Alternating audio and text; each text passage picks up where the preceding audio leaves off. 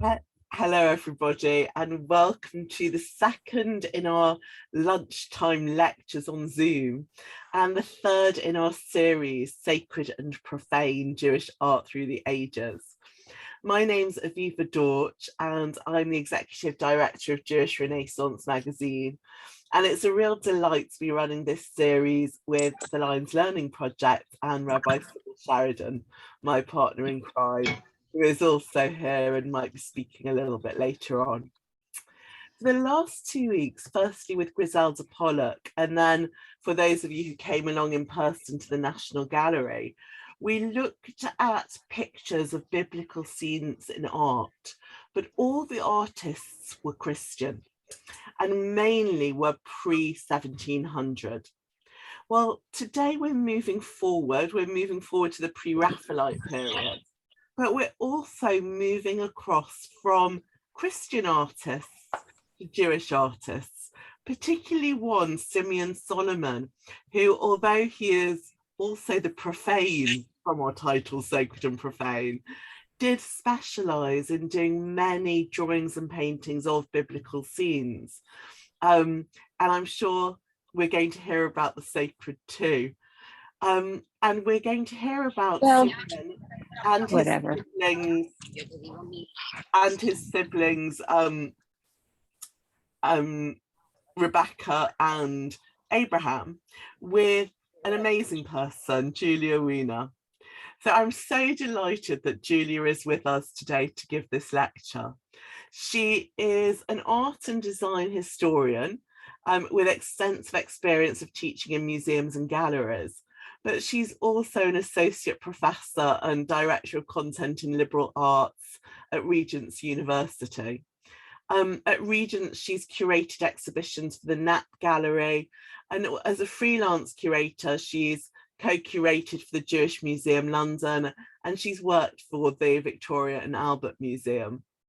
She's the art critic for the Jewish Chronicle, and I'm delighted to say a regular contributor to Jewish Renaissance as well.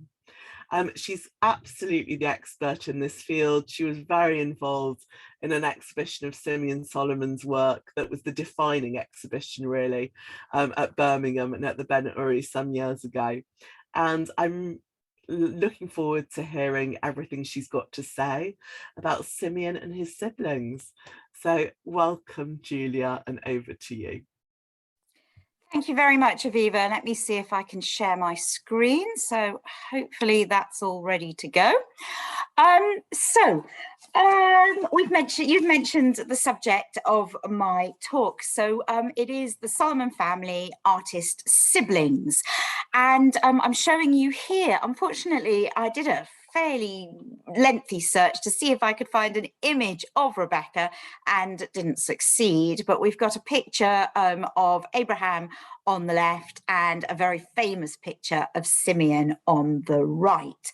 And I'll start with Simeon and then we'll go back with a little introduction, and then we'll go back to Abraham and Rebecca before we focus more on Simeon.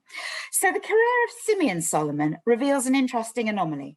Other Anglo-Jewish artists working in the same period, who include his siblings, Abraham and Rebecca, as well as the first Jewish RA, Solomon Alexander Hart, and the younger Solomon J. Solomon, were all observant Jews who nevertheless chose not to concentrate on Jewish themes in their work. In contrast, Simeon, who rebelled against the confines of his community and was obviously keenly interested in other religions, in particular Roman Catholicism, was well known for his paintings of Old Testament themes and scenes of Jewish ritual. It is interesting to note that where Solomon Alexander Hart and Solomon J. Solomon were respected members of both the artistic and Jewish community, whose careers in contrast were never affected by scandal, their paintings have for the most part been consigned to the storerooms of museums and galleries. And it is work of Simeon Solomon that's on display at the Tate at the moment and was the subject of that major retrospective, though that is a number of years ago now. I want to give you a little bit of background about this large family, because these three siblings were three of eight. They were the children of Meyer Solomon, who was a leghorn hat manufacturer, and his wife, Catherine, who had artistic talent.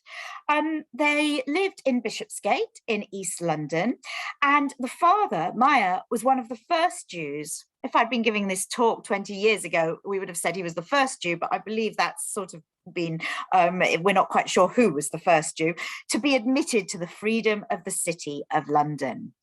So at this point, I'm going to turn to Abraham. Talking a little bit more about the family, they moved on the fringes of fashionable society. And the fact that Meyer, sometimes known as Michael Solomon, could afford for 3 of his 8 children to study as artists suggests that there were significant funds available, since painting was never a very secure way to earn one's keep. So let's start with Abraham. And Abraham, at the age of 13, became a pupil in Sass's School of Art in Bloomsbury. And in 1838, he was given a silver medal, an Isis silver medal, at the Society of Arts for a drawing he did of a statue. He was then admitted, I suppose with that, to the Royal Academy, where he received in the same year a silver medal for drawing from the antique, and in 1843 a second silver medal for drawing from life. He was definitely very, very involved with the Royal Academy, and it's not surprising. That was at that point the way to succeed. And Solomon Alexander Hart, who hadn't yet been elected our first Jewish RA, was also very involved with the Royal Academy. Now, we know that the first exhibited work that he produced was called A Rabbi Expounding Scriptures. We don't have it anymore, but it was shown at the Society of British Artists in 1842. Now, until recently, the painting that's on the screen was known as In the Synagogue, but as it seems to be some sort of censor that the young man is using, seems to be more Christian, and it's now called an acolyte. But you can see that the model is definitely a Semitic model with the dark curly hair, the olivish skin and the dark eyes, maybe a Mediterranean model. And this is something that I'll talk about a little bit more.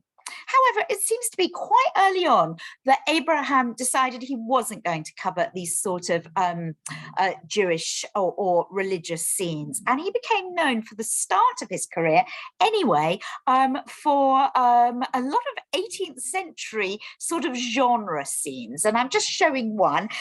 This one is the Academy, or an Academy for Instruction in the Discipline of the Fan, 1711. That's the date that the scene takes place. It was exhibited at the RA in 1849. And you can see that we have one of these etiquette coaches, I suppose, teaching this group of young women how to use their fans. And in those days, genre scenes were very popular, and in fact, more contemporary ones were becoming more popular, and there would be long descriptions in the Royal Academy catalogue. And this is certainly a good example, because in the Academy catalogue, it gave us an idea of what might have been what this might be about. And I quote, "Mr. Spectator, women are armed with fans as men with swords, and sometimes do more execution with them. To the end, therefore, that ladies may be entire mistresses of the weapons that they bear, I have erected an academy for the training up of young women in the exercise of the fan, according to the most fashionable aim and motions that are now practiced at court." Now, I'm quite fond of this work. You can see that it's very typical Victorian genre painting. There's a lot of focus on interior design. There's a lot about paintings in this room. There's also funny things. You can see, let me see if I can get the cursor. This girl is possibly, looking a little less than natural. Quite a few of the girls are looking a little less than natural with the fan. And we can see that the rather pompous looking etiquette master, has got his sword. So it reminds us that men have swords and women have fans. We also see a woman. Is she arriving late with her fan? We have a black servant, which would have been around at that in 1711, not in 1849. And you can see one thing that we'll see in more of his works, which is the view outside. So remember that one. But these works, although they got into the Royal Academy, they didn't really make a mark. And soon after, he his slightly older contemporary, W.P. Frith, and sorry. And Frith is, of course, most famous for two paintings, I think. Derby Day, which I'm showing you, which is in Tate, and it's absolutely huge, which is why I've put the size, and also Paddington Station.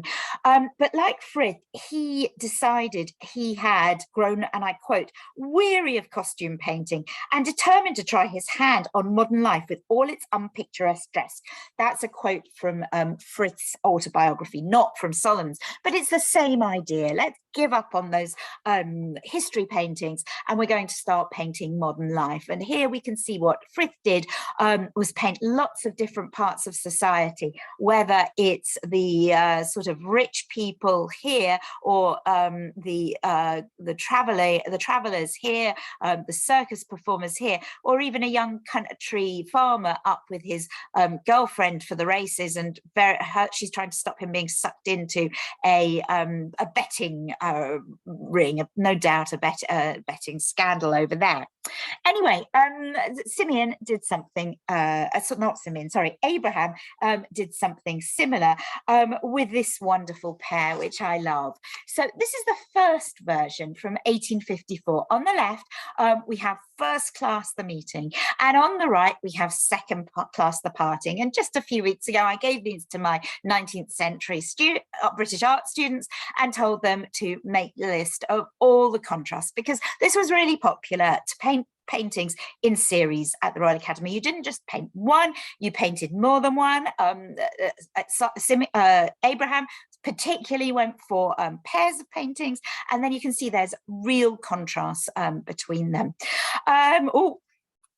So apologies about that. So in the first one, we can see very definitely that we have on the left, First Class the Meeting, and we have a young man meeting a very pretty girl, and her father or guardian is asleep. We can see it's a first class carriage. He does love those interiors, and out the window we can see a beautiful sunset. Like all Victorian genre painters, they were really interested in the details that made it contemporary. And what makes it more contemporary than anything is the fact that it's a train. On the right, instead, we have Second Class the Parting. Again, it's a man and a woman. There's two women this time, but it's more crowded because it's second class. And here, the son, the boy, is being sent to go to sea. He's going to join the Navy. Presumably, as we can see, his mother's in black. She's been widowed and she needs the income. Out of the window, instead of a glorious sunset, we can see the boats' yards at Portsmouth, and we see the sister, I presume, crying. We see the posters in the background, which are advertising places like Sydney and Canberra that you can go to, so suggesting the lengths that he's going to go to. The seats are obviously hard and wooden rather than plush and velvet. We've got more people I've mentioned, and we've got grey storms outside. Okay. Unfortunately, although these were beautiful paintings, they were not well received. And the reason was the scandal on the one on the left, because the young man is talking to the girl who is unchaperoned because dad stroke guardian has fallen asleep. So he had to come up with a new version. Oh, and you can see that the new version has First Class the Meeting is the young man is this time talking to the old gentleman with the girl making eyes at him in the corner. Not quite such a nice landscape outside. I prefer the sunset, and you can see all the same things I've talked about. But we've got something different here. I've put them the other way around because if you look closely, you can see that the young man has actually become a naval officer of some sort. And so now the story is that second class the parting is the first part of the story where the boy goes off to sea, but he comes back with a position and is now able to flirt with, chat up, whatever we want to say, a lady of a different class. But these are the sort of paintings that were really popular in the Royal Academy, and we know the popularity of these because there are so many different versions. One thing that Victorian genre painters did was to try and get things as accurate as possible, and we know that Abraham actually made some studies at Euston Station, which was the first of the three, so Euston, King's Cross and St Pancras, to open. Another pair came up a few years later. He showed the first one, actually, 1857, Waiting for the Verdict at the Royal Academy, separately from its pair. The pair was shown 2 years later. And this one really established Solomon as an artist of note. What we can see here is a family, again, a poor family, waiting for a verdict. Through the open door, do you remember I said about doors? Through the open door, we can just get a glimpse of the judge, and we can see the family waiting and looking terrified. We have and they're obviously a poorer family.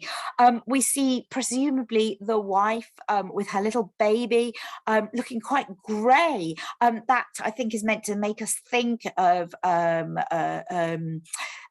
and child, Mary and Jesus images. And then we have a grandparent perhaps holding a younger baby. The father has got his head in his hands. One thing that was very common in Victorian genre was to have different parts of society. So here we have the contrast between the poor family and the lawyers all bewigged, but we also have different generations, and you can see again the same interest in the interior. So this went down very well. A writer expressed the opinion that the principal objection to the picture is that it's far too painful to be often looked at. So tragical a moment as this is hardly fit to be perpetuated in all its terrible features. So the only thing that wasn't so good about it was that it's painful, and in fact it didn't get sold. But we can see that it really was important for Abraham's career, because it was up against Millais' The Blind Girl, a really famous Pre-Raphaelite work, which as to which was going to be given a prize by the Liverpool Academy of Arts, and they went down to a casting vote before awarding it to Millais. So there is one half of the pair. 2 years later, he produced the second one, and people were quite cross because this one has got so much tension and this one lets the man off. So we see the man has been reunited with his family. It's sometimes called not guilty. It's sometimes called the acquittal. We have the lawyer speaking to the father, and in the background, you can see a man going out that open door, which is much more open now, suggesting the freedom of this gentleman. And you can see that the crowd are pointing at somebody else who might have misinformed, brought a false accusation against our happy family man. Whereas here, the child, the innocent looking golden haired child, was sleeping. Here you can see he, she, I'm not sure which it is awake, but everybody's happy again. And the door that was half closed is now open, and we can see freedom very much. So those are the sorts of paintings that Abraham Solomon used to paint. And now I want to turn, oh no, I think, sorry, I've got a couple more I decided to put in. Yeah, one of the reasons for the spread of his popularity was that both with First Class The Meeting and Second Class The Parting, and with these two, like with most other works, including Derby Day, there were prints made, and these proved really popular. You can actually see these prints are much, much later, actually after Abraham Solomon's early death in 1862. But these really reinforced his popularity, and you can see the very high standard of engraving that was around at that time.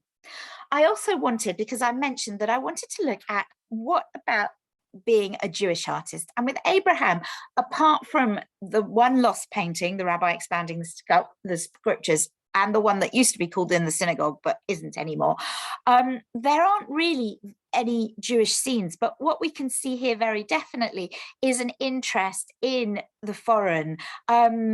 And this is going to definitely go over to Rebecca and then Simeon. And this is the flight from Lucknow, which dwells on the traumatic events of the Indian Mutiny and 6-month siege of Lucknow by rebellious Indians, and inspired a number of painters who particularly were affected by the women and children who had been trapped. And here you can see some very beautiful white women whose white flesh and in one case golden hair contrasts with the Indian Aya or nanny who is hot. There's that contrast between her brown skin and the golden haired child. But it is quite dramatic. I also love the detail on the Indian shawl. But whereas many of the artists at the time would almost caricature the non-white sitters that they would paint, and often who would be modelled by models. Here, I think this is a fairly sympathetic and not caricatured in the least image of an Indian woman. So although there is that big contrast between the very glamorous, beautiful white women, I don't think there is as much caricature and criticism, perhaps implied criticism, by his image of the woman, which suggests his knowledge, I think, to some extent, of what it is like to be a slight outsider in the polite society of which he was part. So I want to turn now to Rebecca. And Rebecca is somebody I'm really interested in and have been for a long time. So Rebecca is the penultimate child. I should give you their dates. So Abraham Solomon, 1823 to 1862. And I should have also said that he was actually elected to the Royal Academy on the same day that he died. And his brother Simeon, who was something of a wit, I think, said that the two events were perhaps not related. But anyway, on his death, the Jewish Chronicle described him as an honor to the faith to which he sincerely and devoutly adhered. So we've also got Rebecca. Now, I've mentioned that Abraham went to the Royal Academy schools, and as we will see in a minute, so did Simeon. But Rebecca was not able to do so. If you know, there were 2 founder members of the Royal Academy who were women, and then there weren't any more till I think Laura Knight. So there were no more Royal Academicians anyway who were women for a long, long time. And Rebecca, as a result, there were places for her to go and study. She studied at the Spitalfield School of Design, which is less prestigious. She began exhibiting at the age of 18, and her paintings were shown regularly all around the country, including at the Royal Academy. However, as an unmarried woman, she seems to have been quite dependent on her artist brothers, and her career was definitely affected by theirs. For many years, she lived with Abraham. He didn't get married till just before he died. And since he already had 10 years experience of the profession, because he's at the top end of the 8 children, and she's the 7th of the 8 children, because he's had lots of experience of the profession when she began exhibiting, she must have relied on his advice considerably.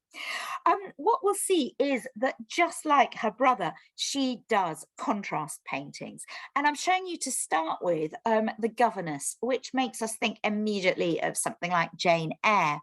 What we can see here is a woman who is the governess, dressed in black. She's obviously mourning. So many women might have come from a good family and then were forced to, if their family fortunes were lost, they were forced on hard times, just like Jane Eyre. I also think of Wilkie Collins's No Name.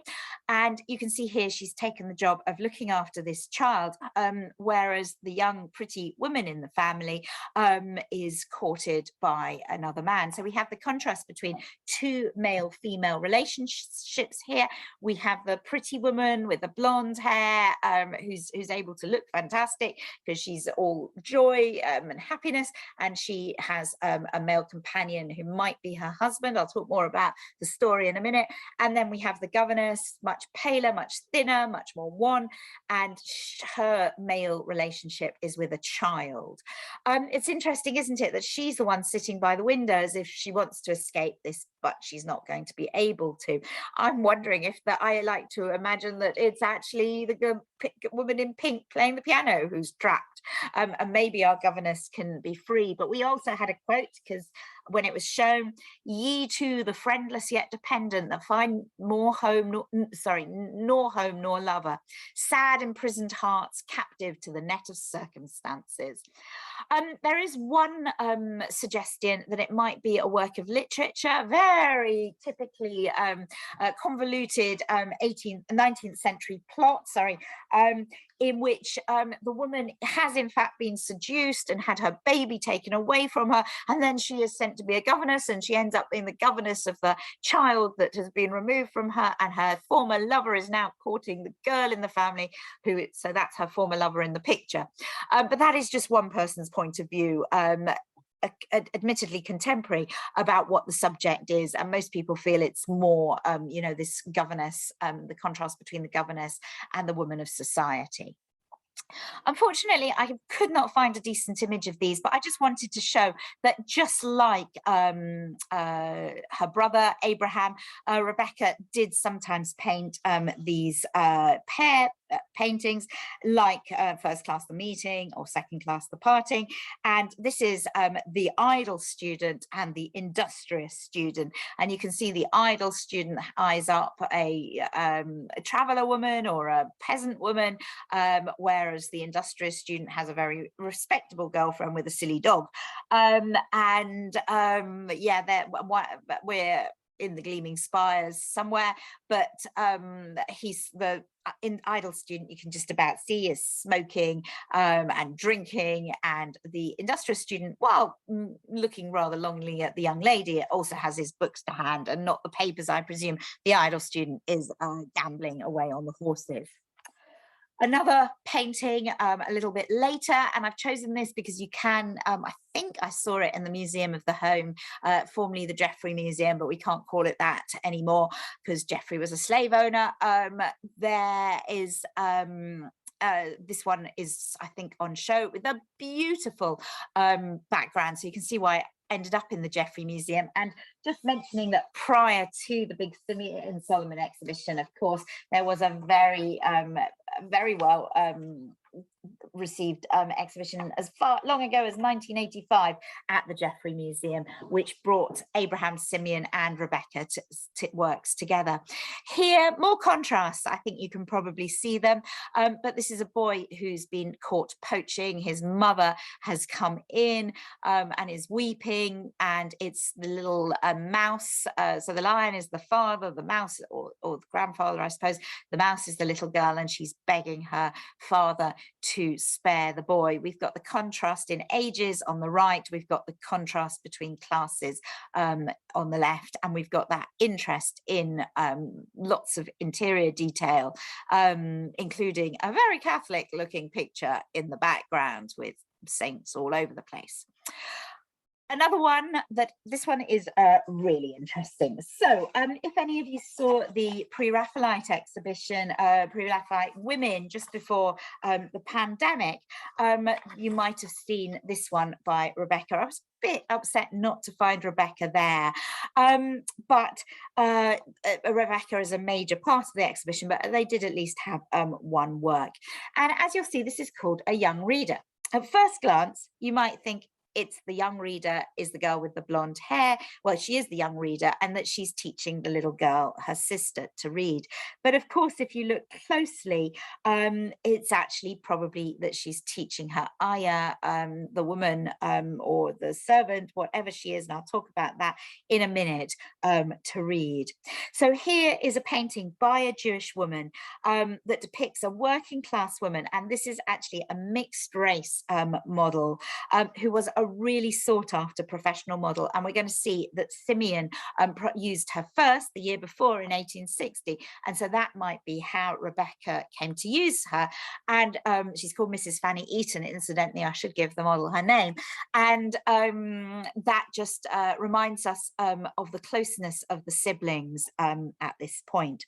So if we look, obviously the picture is about education. Look at all those books, leather-bound books on the shelves, and there's also a print on the wall which seems to be of Shakespeare, but they are looking at this book. The little girl is the baby is looking at is watching too, but you can see that the young girl is using her finger and reading aloud, and probably it's the maid who, or the babysitter, who's being read to, and she wouldn't probably, as a woman of black heritage in 1861, she might not have had a formal education, and Rebecca seems to be aware of this, seems to be sympathetic to this.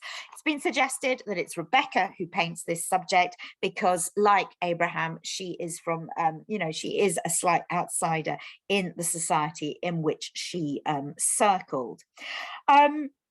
So as we'll see, it was her brother who first used Fanny Eaton and did the most amazing drawings, incidentally, of him. Rebecca, and I just want to mention a little bit more about this woman. So Rebecca already is a remarkable woman because there were other women artists, but it was really hard to make a living in this male-dominated art world. The sitter, Fanny Eaton, I think she's meant to look Indian here, but she was actually mixed race woman. She came from Jamaica, and she came to London. She married a cabman, and she started posing for models, and she was quite popular with Rossetti, Millais, Albert Moore, and many others associated with the movement, with the Pre-Raphaelite movement. This one got some good reviews. It was shown in a winter exhibition in 1861, and the review was, "A young teacher is a vigorous and remarkable picture in its way, full of effective but not exaggerated contrast." And as I mentioned, the reviewer mistook the figure as an Indian ayah. The most incredible thing is that just in March, it was sold at one of the auction houses. Sorry, I didn't write down which one. It was estimated at 20,000 to 30,000, and it sold for over £300,000, which shows there's significant interest in Rebecca Solomon now, which I think is fascinating. So there we go. And just a couple more. This one, again, you can see definitely in the Museum of the Home at the moment, The Appointment. And here we can see a typical Victorian genre painting. So more like what Abraham was doing at the time. Lots of detail of the interior, why it's in the Museum of the Home. We can see a typical Victorian interest in those vases that look slightly Far Eastern, and then the reflection in the mirror allows us to see the appointment, the gentleman coming in, and all those letters, and the one she is reading is probably a love letter. So these sort of genre scenes showing scenes of love were very, very popular. Now, before I move on from Rebecca, Rebecca is the person who first started to get involved with the Pre-Raphaelites. So when Abraham died in 1862, Rebecca moved, of course, to her younger brother. She was quite a lot older. There's 8 years, I think it is, between them. I must move the cursor, keeps coming back. There was 8 years or so between them, but she moved in with Simeon. And although she'd been exhibiting for 7 years before her brother's works were even shown in public, many critics started seeing her work as simply substandard works in a similar style to his. For example, The Spectator on the 4th of March 1865 commented that Miss Solomon's colouring bears a strong affinity to her brother's. It has in it nothing feminine. Now, it's not surprising that there were some stylistic similarities in their work, but this might be because both of them were involved with the Pre-Raphaelites by this point, and Rebecca worked as a drapery painter. Now, I thought I'd put it in for the Pre-Raphaelite artist Sir John Everett Millais. And it was probably as a result of this, though we can't be sure, that Simeon was introduced into the Pre-Raphaelite circle. Incidentally, drapery painting was a traditional occupation for women, since it was thought they were incapable of original work and thus best suited to copying. And there is an example, and I know it's somewhere further on, I've put it in the wrong place, but you probably might know Christ in the House of His Parents, which is by Millais. And there is actually a copy of it on which the back says that was Miss Solomon, Rebecca, painted all of it apart from the heads and some of the background. I'm showing you instead a wounded dove, which comes from the period after the death of Abraham, but just before Simeon's downfall from 1872. And it is such an aesthetic picture, like the Pre-Raphaelites were doing at that time. So aestheticism was the idea that instead of having strong stories like the Victorian genres did, or strong morals like many early Pre-Raphaelite paintings had, it should be about art for art's sake and just beautiful things. And so here in the Wounded Dove, you can see a beautiful woman with red hair. Pre-Raphaelites thought red hair was a sign of beauty, which before actually had been associated often with the devil and thus with Jews. But this beautiful red-haired model holding a wounded dove, a beautiful bird in a beautiful interior with beautiful objects on the overmantel, many of them from the Far East. And then you can compare it to a much earlier work, Whistler's Symphony in White No. 2, the little white girl with a beautiful woman with a beautiful fan and beautiful flowers. We've got beautiful flowers in both of them, but neither of them. There's a little bit of a story actually with Rebecca, so maybe she's a little bit less able to relinquish the idea of storytelling in her paintings. Now, what we do know is that Simeon, of course, became notorious for his flamboyant lifestyle. And Rebecca seems to have been part of that after the death of her brother. And they were so publicly linked in the public's mind that when Simeon was arrested for homosexual offences in 1873, and I'll talk more about that now, Rebecca also fell from grace. Her works were not exhibited after 1874. We know Simeon took to alcohol. There are indications, or there are references that Rebecca did the same. But is that just because her brother did? You know, I haven't actually been able to confirm this. And Rebecca died in 1886 after being knocked over by a tram. There is little evidence of any Jewish subject matter in the paintings of Rebecca Solomon. The only examples I managed to find is in the famous 1906 Whitechapel exhibition of Jewish art and antiquities. There seem to have been paintings entitled Head of an Old Rabbi and a Lady in Eastern Dress. Pictures of the Middle East were very popular. There was David Roberts and many others who'd actually traveled to the Middle East, and so she might have been following with that. But I feel we do know she had her own personal orthodoxy. She kept a kosher home. She observed the festivals, and perhaps she felt that Jewish ritual was an inappropriate subject for painting. So now we move on to Simeon, and I will be looking, I've only now got less than half an hour, so I can't really talk about everything. And I thought, 20 minutes, in fact, I see. And I thought it would be nice to introduce Abraham and Rebecca more, who sometimes don't get seen so much. So what I'm going to be looking at is, because this is Jewish Renaissance, Simeon's depictions of Old Testament themes and then of religious subject matter. Now, as you will have noticed, the name Solomon was very common amongst the 19th century Jewish artists, with all the major protagonists having it either as a first name or a surname, or in the case of Solomon J. Solomon, both. So I'm going to call Simeon Simeon, because otherwise we're going to get totally muddled. So as I've mentioned, Simeon had quite a different attitude to his Judaism when compared to his siblings, to his teacher at the Royal Academy, Solomon Hart, on the left, a very distinguished looking Victorian gentleman with a fabulous beard.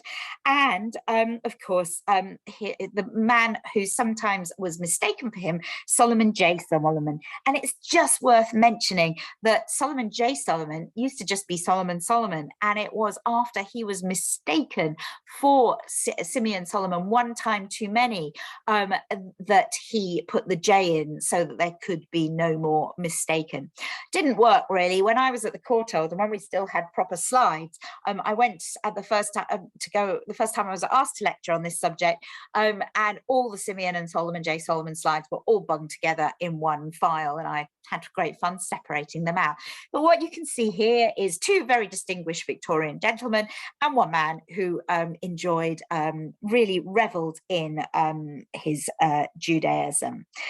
So what's worth mentioning with Solomon J. Solomon and Solomon Alexander Hart is that they do sometimes paint biblical scenes, they sometimes do paint Jewish subjects, but they didn't want to be always doing that. And in fact, we know Solomon Alexander Hart felt that if he just did the Jewish subjects, it might impede him in his ambition to become an RA, and he only returned to them after he'd been elected Royal Academician in 1840. This 19th century was, of course, a period when the Anglo-Jewish community became more and more assimilated, and acculturation was the norm. The aims of the other two artists was to prove to the wider community that there was little to distinguish between an Anglo-Jewish artist and his Christian neighbor, apart from some slightly different Jewish practices. And I know this was the case with Solomon J. Solomon. He, in his self-portrait, looks every inch a wonderful Jewish a wonderful Englishman, and he actually wrote, when Zionism became an issue, I quote, "English Jews would not have shown themselves so antipathetic to the Zionist movement if it had not put in the forefront of its program the nationalist idea. English Jews were Englishmen first, and they would have nothing to say to a movement that implied they were a member of another state." So I think that gives you an idea. Now, just to say, both Solomon Alexander Hart and Solomon J. Solomon were observant Jews. So this is all in great contrast to Simeon, who was proud of his Judaism. He flaunted it in his appearance, as you can see, and in his choice of subject matter in his early career. It's also interesting to note that his Jewishness is mentioned when he is described by those who met him, and also how it is mentioned in criticism of his work. So William Richmond famously described him as a fair little Hebrew, a Jew of Jews, an Eastern of Easterns, and said of his work that it was ancient looking and strangely imbued with a semi-barbaric life. So strongly was this the case that they seemed to be written in Hebrew characters. No one but a Jew could have conceived or expressed the depth of natural feeling which lay under the strange, remote forms of archaic people whom he depicted. In 1866, Emily Bell wrote, "He is very young, ugly and Jewish looking, with strange eyes and a gentle, soft voice." I've never read other descriptions like that of any of the other artists we've mentioned.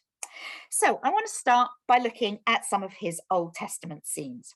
We know he was fascinated by the Old Testament from an early age, and he wrote himself his History of Simeon Solomon from Cradle to Grave, and in it, he said that he'd illustrated the Bible before he was 16.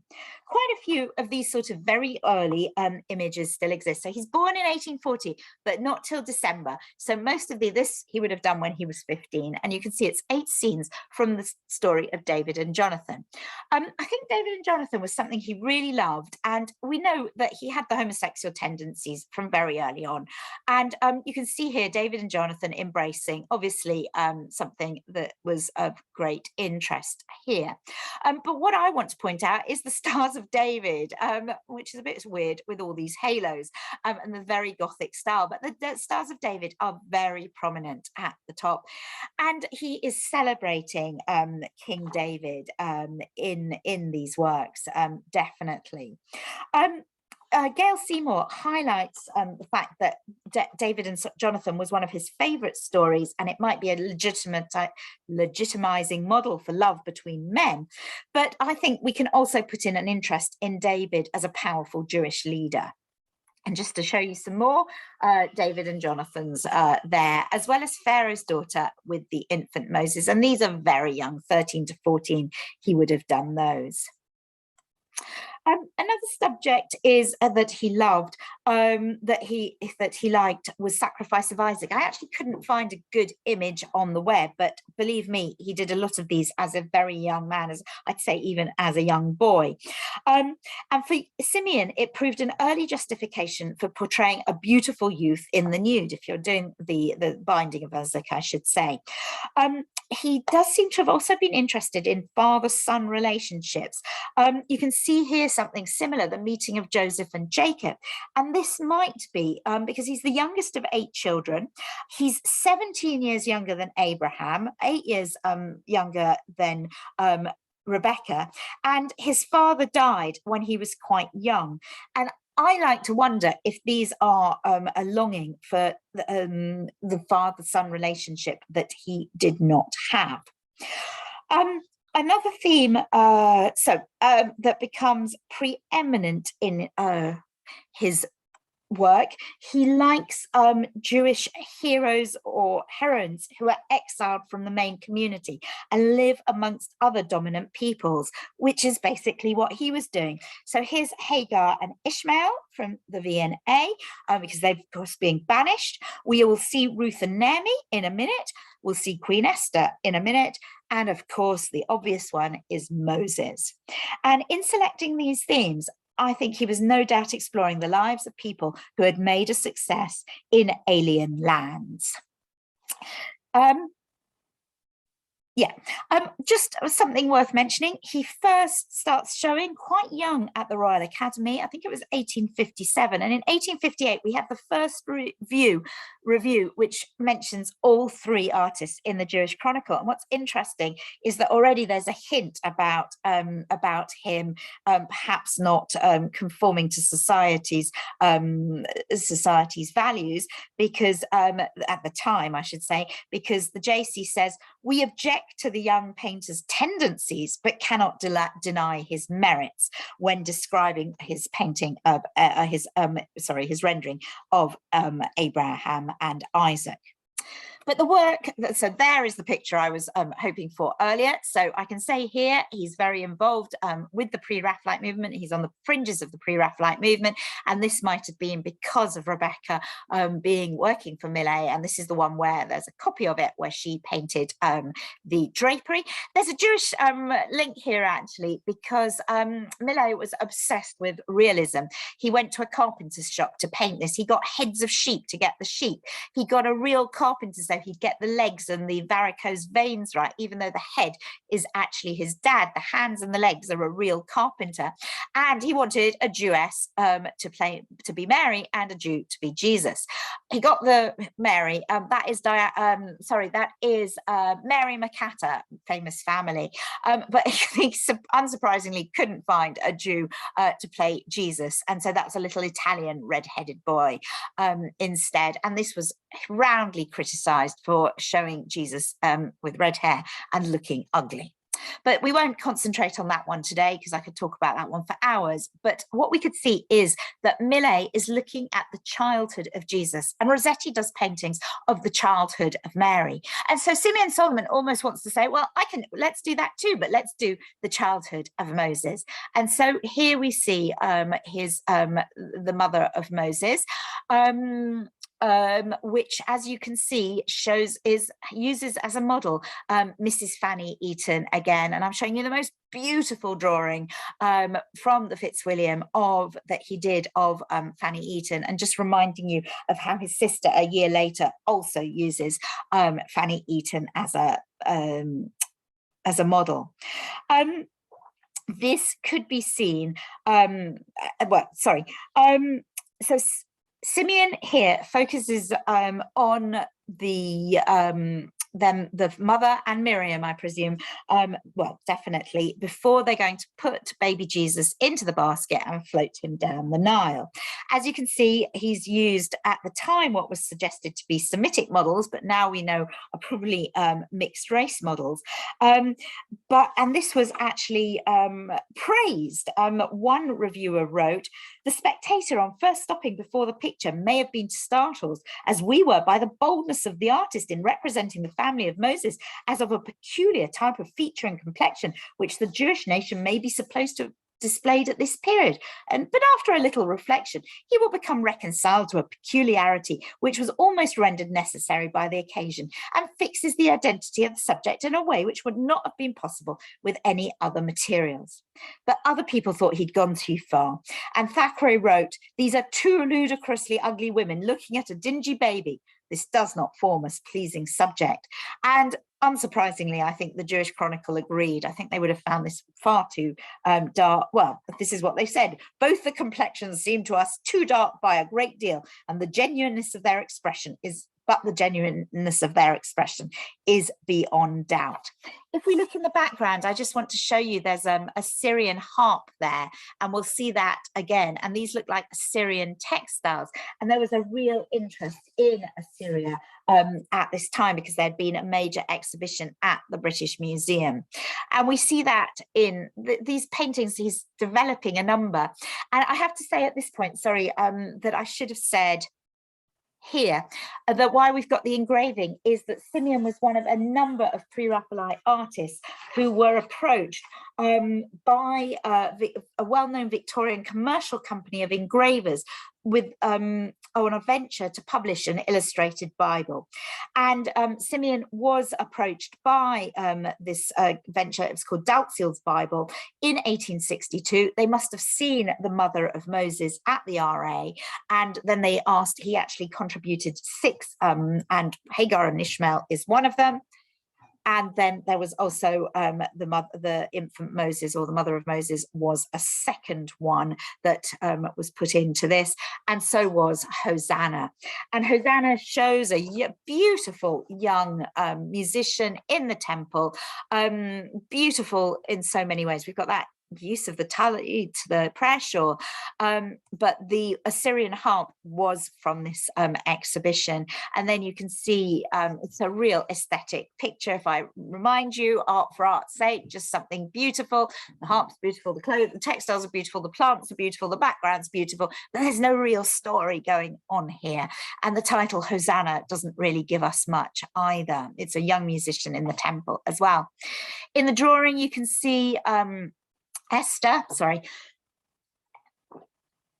you can see this is Esther on hearing the news that Haman is going to kill all the Jews, and you can see another tarp and lots of Assyrian friezes in the background. And I think this, I'm not quite sure what it is, looks very like Assyrian. Oh no, sorry, it's the peacock, but it looks very like Assyrian wings. And the seat is from the period as well, the furniture. Onward. I find this one absolutely fascinating. So here, another one that was being used for the Dalziel Bible. Here we, for a long time, in fact, when I was at the Courtauld, I found this down as Mary, i.e. Mother of Christ Jesus, and St. Anne. But that's not what it is. It is, of course, Ruth, Naomi, and Obed, baby Obed. And here again, I think he's using Old Testament themes, important themes to him, in a very Christian way, making it really have those Marian tendencies, or mother and child tendencies, using Christian conventions. This also might remind us of his own background, because he was brought up, as I say, his father died young, when he was young, sorry, and he was brought up by his mother and his sister. And so this could be a reference to the way that he was brought up. Now, in 1863, we see the last of the biblical paintings. And after that, he focuses instead on religious and classical themes. And I want to look at a discussion of his depictions of Jewish ritual and their reception. Now, in the Jewish Museum sketchbook from his juvenilia, there is one drawing of circumcision. And this is an image he comes to again, because in 1862, Candle, Downs and Co. published a series of photographs after drawings by Simeon of 10 Jewish ceremonials.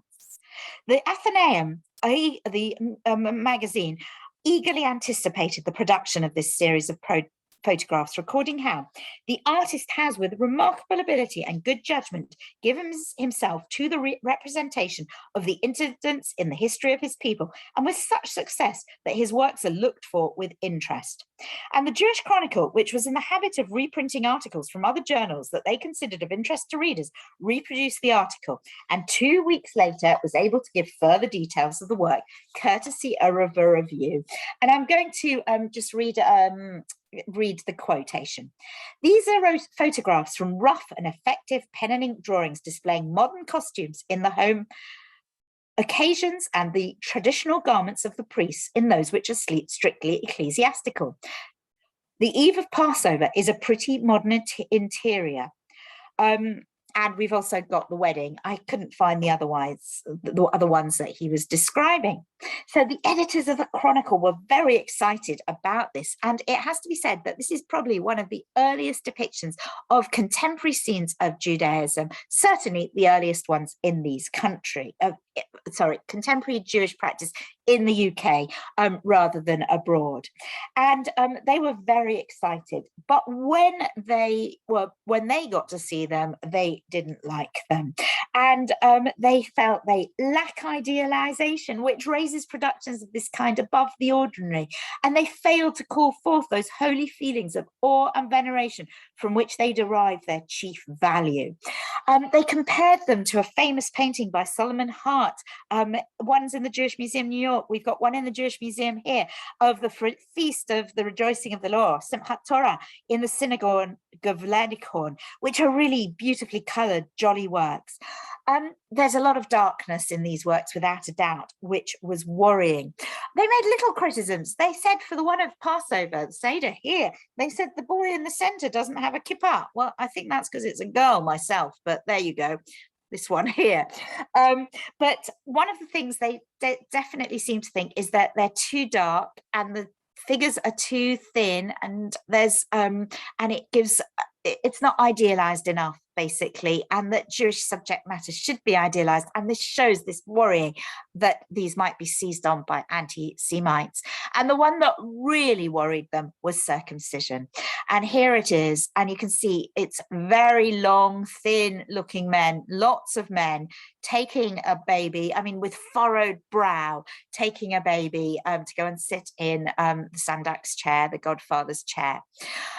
This one really concerned the Jewish Chronicle for all of those reasons. And even today, and they were right, because one critic wrote, each one of these drawings is brimmed up with atmosphere, an atmosphere strange, sad, exotic, alien. Its emotion is a kind of nostalgia, a homesickness, a sickness of the soul.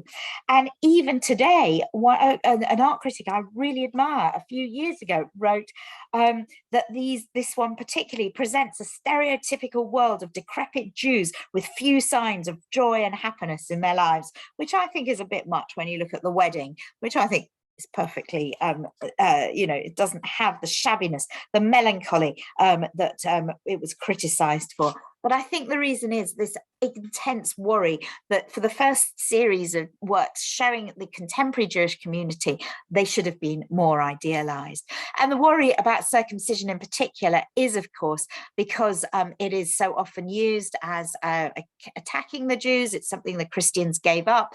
If you remember the Simon of Trent, the martyrdom or the murder of Simon of Trent by Jews, which obviously didn't happen, but it became a big woodcut print that was circulated hugely in Europe. You can see the area that they're particularly attacking seems to be the circumcision. So that whole blood libels thing is attached to the idea of what happens to 8-day-old babies.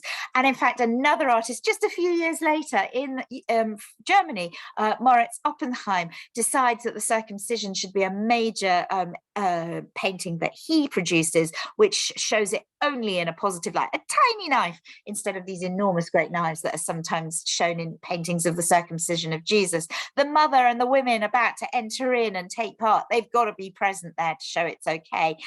Little scenes like the little boys being naughty and somebody having to tell them off, but all these guys looking very respectable. They can be both Jews and respectable citizens of Germany. Onward Bound. So we've looked, he did this series of drawings which were then made into photographs, but his next most series of works was to start doing, perhaps influenced by his drawings, he soon became fascinated by the aesthetic possibilities of depicting religious rituals and showed a number of watercolors and oils of young priests deeply involved in various rites of Anglican, Roman Catholic and Greek Orthodox churches and synagogue. These works show a remarkable similarity of style. In each, a young, beautiful male model is shown half or three-quarter lengths with expressions of rapt devotion on their face. In each, Solomon pays particular interest to the ceremonial robes that are worn, to devotional objects such as the censers, the candles, the Torah finials, and to lettering, which could be Hebrew on the Torah or Greek on the costume of the Greek acolyte that you can see here. So in 1867, the same year, he painted he painted the rabbi with the scrolls of the law, and then also the Greek acolyte. And you can see that we have just the most beautiful images of intense devotion. Now, there's also a couple more. One of them has got two acolytes censing, so more Catholicism, I believe, with beautiful lilies, so they fit into the aesthetic movement, and then the mystery of faith, and I'll come back to that in a minute. What have we got here? Well, in some writers, and they're very well argued, say that this is a man who cannot speak the love he feels, though he actually was quite open about his homosexuality. And so here we have intense love, intense devotion to religion instead by these beautiful and very highly, very, very beautiful men that he's painting. And in fact, Dominic Janes has written about the mystery of faith, the one on the right here. And I think we have to agree with him that in this case, the host, the wafer that is taken to, is the body of Christ, is very phallic, and it's in this wonderfully phallic monstrance. The other thing is, of course, if you're eating Christ, then this sort of gives, it is a suggestion of a homosexual love being, that's what Dominic Janes argues. In fact, I think I've got the quote, so because he says it much better than me. I think even without doubt you can see that work. Here we are. I've got Dominic Janes's quote. Dominic Janes contended that Solomon depicted the ritual in such a sublime and beautiful way in order to specifically reframe male-on-male intercourse as a form of purification. For an artist like Solomon, attempting to bring together same-sex desire and religious themes at a time when sodomy was still illegal would have been extremely risky. His attempt to create a culture which openly celebrated gay desire was just too radical for his day. And I'll just show you a couple more because I just want to show you how the Jewish spiritual works are seen alongside spiritual works of other faiths. And so on the left, we've got the Coptic baptismal procession of 1865. And this is very similar indeed to a painting showing a Jewish procession at Sukkot. So the rabbi in the front is carrying the scrolls of the law, and I'm just showing you a separate image of, but it's very similar to the rabbi. And then all the guys on the right are carrying the lulav, the lulavim and the etrogim. So we can see here he's doing Jewish subjects of intense devotion, perhaps suggesting a love, that a devotion to something that can't be portrayed, but very definitely using different religions at the same time. He's not just doing, incidentally, male same-sex love, but famously, and this is often on show now from the Tate, we've got Sappho, the great poet, embracing her fellow poet Irina in a beautiful garden. Sappho was born on Lesbos and went back there and, of course, set up a community of young women devoted to Aphrodite. Now, Solomon obviously believes Irina, another poet, to have been part of this community, but she was from a different time, slightly later. She lived on a different island, but they were both poets. And we know Sappho, of course, you must know from the word Sapphic, that her most complete surviving poem, and it is an invocation to the goddess Aphrodite to help her in her relationship with a woman. We can see these beautiful women, Sappho herself, very Semitic looking, that models that he liked to use, dark, Mediterranean, slightly androgynous, I would say, and that's a masculine foil perhaps to Irina, much more seductive femininity. You can see her breasts, her shoulder, the pair of doves that you can see off that are there are to suggest love, and then the deer possibly because sometimes Sappho is known as the 10th muse, and deer was sacred to Apollo, the god of the muses.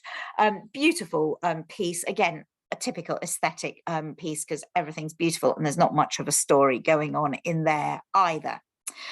It all came to a head finally in 1873 when Simeon was arrested for homosexual acts with a stableman in a public urinal.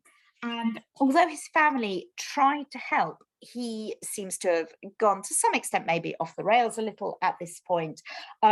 He preferred, he said, to live in a workhouse, the St. Giles workhouse. He definitely took to alcohol, but he continued to draw. He draws now more often than paints because he doesn't have the materials. And I'm just showing you, he started writing a prose poem, Night Looking Upon Sleep, Her Beloved Child, these beautiful androgynous figures gazing at each other. And these two actually were formerly in the Jewish, in the Ben-Uri collection. They were acquired in 1919 as the nucleus for the collection. They were the very first things bought for the collection, but they were sold in just before they got to be 100 years in the same collection. And when I did a talk about Simeon Solomon in Birmingham when the exhibition was on, I said, I would like to conclude by giving some credit to the Jewish community for reclaiming Simeon's reputation as soon as the unpleasant truth of his own existence had been conveniently removed by death. In 1906, 53 of his works were included in the exhibition Jewish Art and Antiquities at the Whitechapel Art Gallery, which was actually organised to combat the Aliens Act of 1905, which restricted Jewish immigration. So it was presenting to the wider world the important contribution that Jews were making to society. About 10 years later, the Yiddish periodical Renaissance, there you go, published an article about him, followed by a translation of A Vision of Love Revealed in Sleep, in Yiddish, and this awakened enough interest in him to prompt the newly formed Ben-Uri Art Society to purchase a number of drawings by Simeon to form the nucleus of the collection. I'm pleased to say that Ben-Uri did hang on to the Jewish ones. The one on the left is called Renewal of Vows on the Scroll of the Law, though if that's Yom Kippur, which everybody's always told me it is, I'm not quite sure what's happened to that scroll, but we can assume that it's, you know, it's Tree of Life has gone, and the man seems to be touching it, the rabbi seems to be touching it, but we've also got one called the Rabbi. I actually am not sure the one on the right is a rabbi. I think it might be a Greek Orthodox priest holding a palm, which is a sign of victory over death or martyrdom, because there's a censer in the background. But there you go. You can tell me what you think. Just a couple of images to show you. He died of a heart attack in the St Giles workhouse, but he was buried in Willesden Jewish Cemetery, as you can see, and very recently money was raised to give him a better grave, and there we can see an image of his grave. Thank you very much for letting me overrun, and I hope that was of interest. Julia, thank you so much. That was absolutely fascinating. Clearly, an hour is not enough to introduce us to three such fascinating artists. And I have so many questions, but sadly we don't have time really to carry on with the questions. I hope this is only the beginning of our exploration. It's certainly not the end of our series. We will be talking next week about the other Solomon family, Solomon J. Solomon, in a walk round the Royal Academy. I hope you'll be able to join us all then. Julia, that was really inspirational. Thank you. Thank you very much again. Oh, thank you. Thanks for the nice comments. People are clapping, so I'll invite you to unmute if you like, so we can hear the cacophony of everyone applauding your talk. And if anybody's got any questions, you'll easily find me on the internet. Just send them to me if you've got any key questions. Yes, just certainly do. We will be in touch. This is, I said, the beginning of the conversation, I think. Thank you. Thank you very much.